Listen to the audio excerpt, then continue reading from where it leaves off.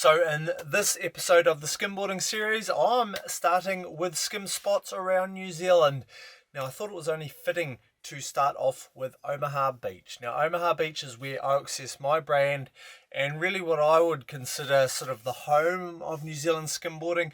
There's been the most activity, most number of skimmers, most content, most photos, most variety of skim has ever come from Omaha. There has been nowhere else sort of better documented in the last 10 plus years than Omaha. So here we are at Omaha. Now where Omaha is located exactly. Omaha is on the east coast of the upper North Island. It is about an hour north of Auckland as seen here on Google Earth. Now, as far as skimboarding infrastructure goes and things to access and skim conditions and all that, there has been nowhere better than Omaha in the past. Of course, a lot of this was sort of set up purely for myself and the crew of skimmers I had at the time and is now gone. Now, a lot of it is now long gone.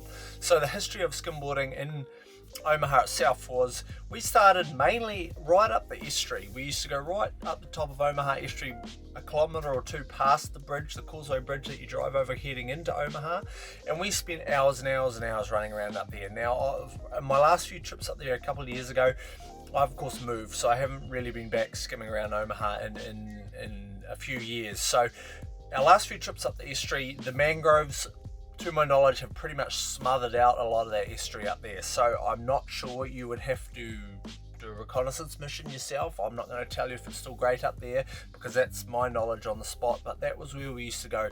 We used to have like this muddy, sort of silty sand for the most part, super slippery, clean for the most part, and just a beautiful flatland surface, super long tides. We had rails stashed in the bush. We did a lot of cool stuff up there.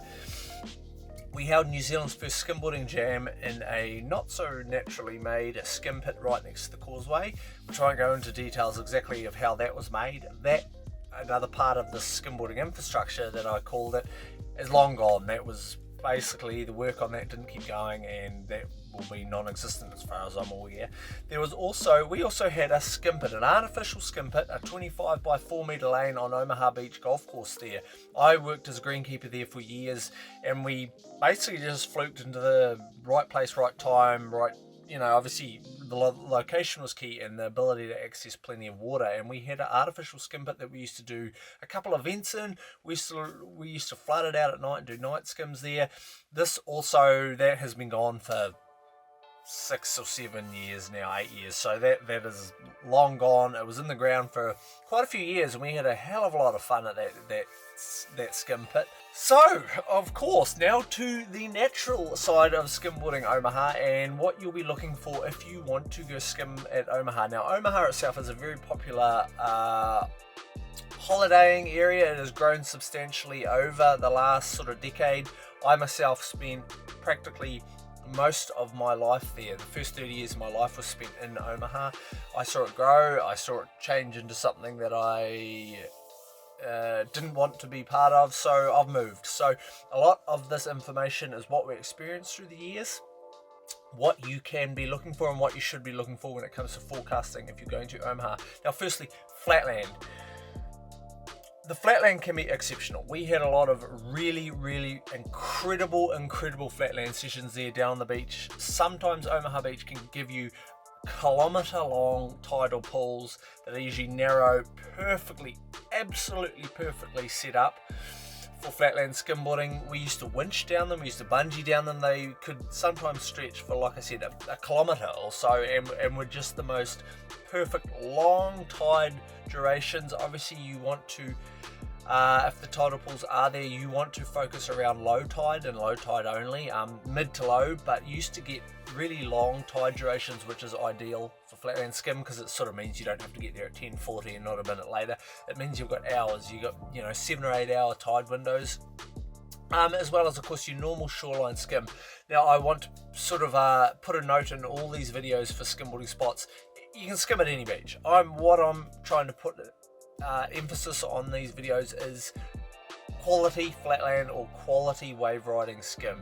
Now Omaha at times had a lot of quality flatland skim, and the tidal pools could range anywhere up the beach. There was never usually a set location, although around the surf club was usually where I started to look for these, and it usually required extended periods of flattish swell, and that was what I would be working off. Sometimes they could last for months, sometimes they wouldn't show up for a long time, so you kind of had either end of the scale there.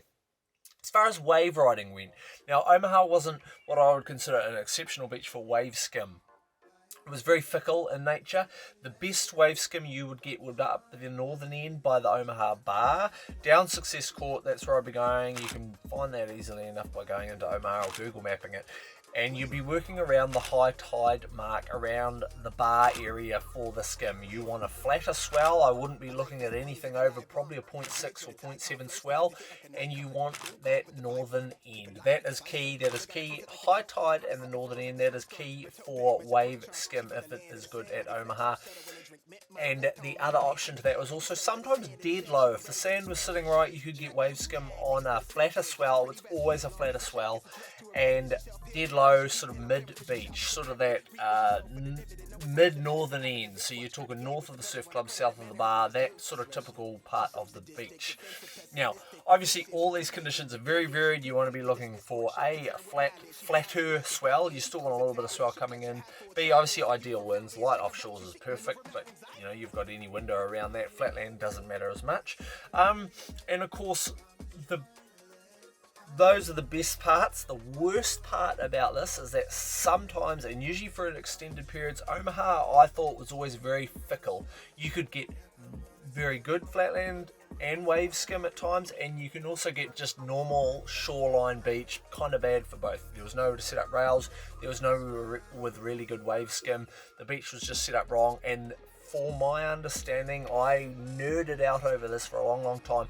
There was no, other than what I said with quite flat conditions would sometimes form the tidal pools up, I could never understand a real rhyme or reason for why they were particularly good or particularly bad. So it was more just down to going and checking all the time. I lived there, so it wasn't much of a big deal at all. But obviously the conditions there that I've outlaid, a smaller swell, low tide for flatland or possibly wave skim, or a high tide for wave skim up the northern end. Those are the conditions that you're looking for. Obviously, if you want to know more about forecasting or how I forecast for skim, I've also got a video on that there that'll be popping up in a card up top right now. And those are the things you are looking for. Obviously, keep in mind that neither may be good, and there's a fair chance that neither may be good. That was the hardest part to always skim Omaha, and was the hardest part to recommend Omaha, because it potentially can be quite average, just like a normal beach for skimming. Beautiful beach, but not beautiful skim. That's it for this latest installment of the skimboarding series. This is of course the first location I'm going to feature. I'm basically just going to chew through all these locations that I know of, and want to document through all my travels around, particularly the upper northern part of New Zealand. So feel free to drop any comments below of locations you may want to feature, any suggestions or questions you have. Feel free to drop that down below. You can find all my product at oxsskimboards.co.nz. I'm Sam Price. I'll see you at the beach.